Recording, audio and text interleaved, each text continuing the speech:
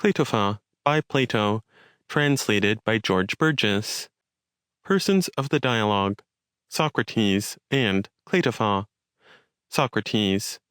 A certain person has lately told me that Clitopho, the son of Aristonomus, has been conversing with Lysias, and blaming the passing the time with Socrates, but been praising immoderately the intercourse with Thrasymachus.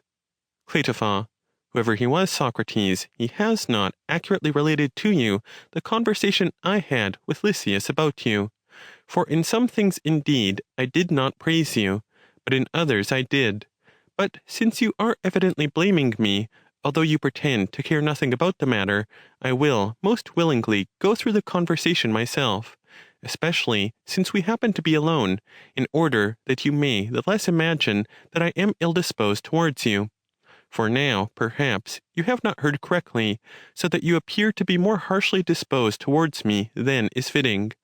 But if you will grant me the liberty of speech, I shall most cheerfully accept it, and am willing to speak.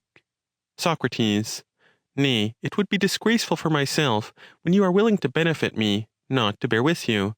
For it is evident that, when I know in what respect I am better and worse, I shall pursue some things and avoid others to the utmost of my power. Clitopho. You shall hear then. For, while I am with you, Socrates, I am often astonished on hearing you, and you appear to me, as compared with other men, to speak most beautifully, when, reproving men, you exclaim like a god upon a machine, "Whither are ye borne along?" And, "Are ye ignorant that ye are doing nothing that ye ought, ye who make every exertion how ye may get money, but neglect your children, to whom ye are to leave it, and the means whereby they may know how to use it justly, and do not find for them teachers of justice, if indeed it can be taught, and who, if it is to be made the subject of meditation and exercise, may sufficiently exercise them in it. Nor yet do ye previously attend to yourselves, but seeing that both ye and your children have learned sufficiently grammar, and music, and the gymnastic arts, which ye have considered as the perfect discipline of virtue, yet afterwards that ye become no less depraved with respect to riches, why do ye not despise the present mode of education, and seek after those who will cause you to cease from this illiberal line of life?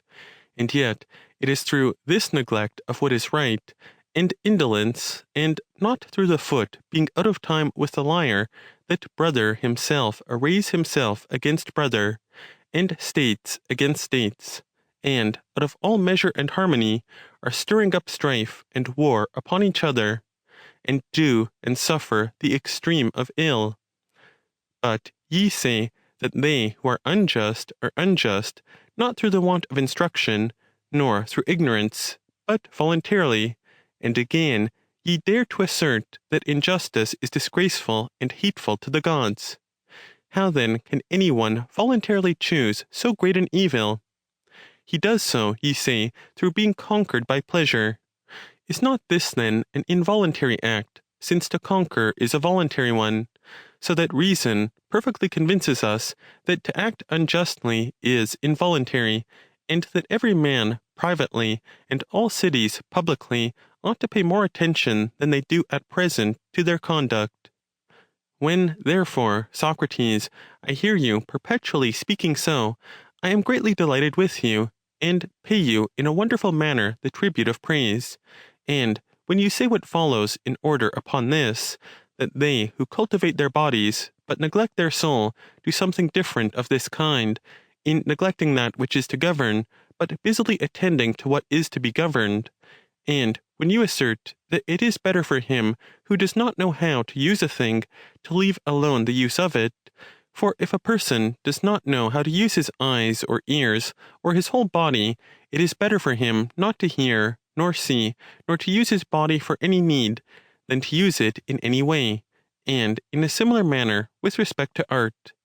For it is evident, as you say, that he who does not know how to use his own lyre will not know how to use that of his neighbor, nor will he who knows not how to use the lyre of others know how to use his own, nor any other instrument or chattel whatever, And this your discourse ended beautifully by inferring that for him who does not know how to use his soul, it is better to be at rest with respect to his soul, and not to live, than to live and act according to his own caprice. But if there is any necessity for such a person to live, that it is better for him to lead the life of a slave than of a free man.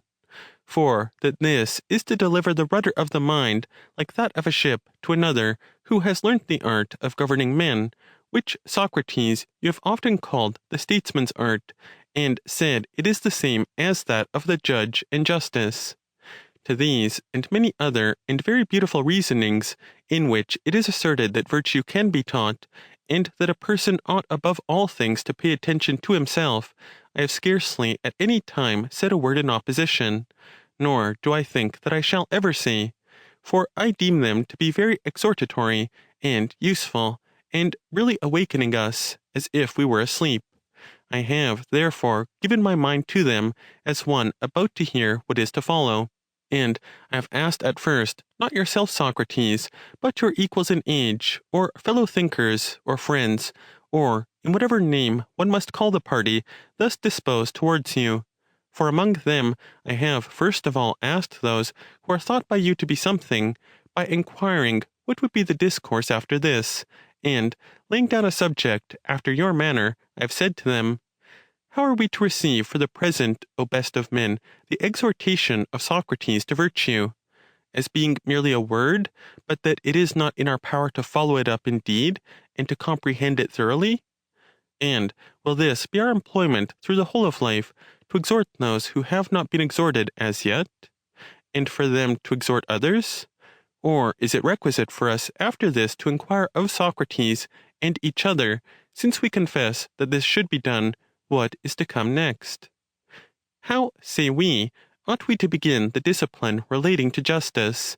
As if someone had exhorted us to pay attention to the body, on perceiving that we, like boys, had no notion that the care of the body belongs to the gymnastic and medical arts, and afterwards reproached us by saying that it was disgraceful to pay every attention to wheat and barley, and vines, and such other things as we labor to obtain for the sake of the body, but that we search after no art or device, so that the body may be rendered in the best condition, and this too, when there is such an art.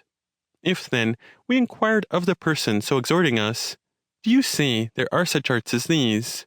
Perhaps he would say, there are the gymnastic and medical arts. And what now, we said, is the art that relates to the virtue of the soul? Let it be mentioned.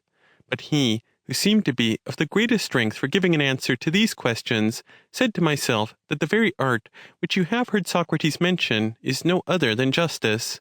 And, on my saying, tell me not merely the name of the art, but explain it further in this way. There is an art called the medical. By this, two things are effected. One, that physicians are always forming other physicians in addition to those already existing. The other, to affect health. Now of these, one is no longer an art, but the work of the art, which teaches and is taught, which we call health. And in the case of carpentry, there is the building and the art, one the effect, and the other the teaching. So too of justice, one part is to make persons just, as each of the arts mentioned above makes artists. But what shall we say is the other work, which a just man is able to do for us? State it. One person has, I think, said in answer to us that it is the conducible, another that it is the becoming, another that it is the useful, and another that it is the profitable. But I rejoined by saying that these very names exist in each of the arts, namely, to act rightly, profitably, usefully, and the like, but that to which all these tend, each art will state itself. Thus the art of carpentry will say that the right, the beautiful, the becoming tend to this, that wooden furniture may be aptly made, which is not art, but the work of art. Let in like manner be mentioned the work of justice. At last, one of your friends, Socrates, who appeared to speak most elegantly, answered me that this was the work peculiar to justice, which does not belong to any other science, namely, to cause a friendship amongst states. But he, on the other hand, on being interrogated, said that friendship was a good, and by no means an evil. But on being asked about the friendships of boys and of wild animals, for by that name we call their attachments, he did not admit that they are friendships, for it happened that such friendships of theirs were for the greater part hurtful rather than advantageous, and that those who call them so call them falsely, but that friendship existing really and truly was most clearly an union of sentiment. But on being asked whether he meant by an union of sentiment an agreement in opinion or science, he repudiated the agreement in opinion, for many and hurtful agreements in opinion are compelled to take place amongst men. But he conceded that friendship was entirely a good, and the work of justice, so that he said an agreement in sentiment was the same as science really existing, but not opinion. But when we were at this part of our discourse, the parties present, being in a state of doubt, were competent to find fault with him, and to say that the reasoning had run round to the point first mooted, and they affirmed that the medical art is a certain agreement in sentiment, and so are all the other arts, and that they are able to state about what they are conversant, but that the art called by you justice, or an agreement in sentiment, it had escaped them as to whither it tends, and that it is not manifest what is its work. At last I inquired of yourself, Socrates, upon these points, and you told me that it is the work of justice to injure enemies and benefit friends. But afterwards it appeared to you that the just man will never injure anyone, but will act to the advantage of everyone in all things. Having endured this not once, nor even twice, but for a length of time, and being urgent with you, Socrates, I was tired out, thinking indeed that you affected in the best manner of all men the exhortation to the study of virtue, but that one of two things must take place: either that you are able to effect thus much alone, but nothing further, which might happen in the case of any other art, as, for instance, that he who is not a pilot may exercise himself in praising the pilot's art as a thing of great value to man, and similarly in the case of other arts, so a person may perhaps apply the same remark on the subject of justice to yourself, as not having a greater knowledge than others of its nature, because you praise it in a beautiful manner.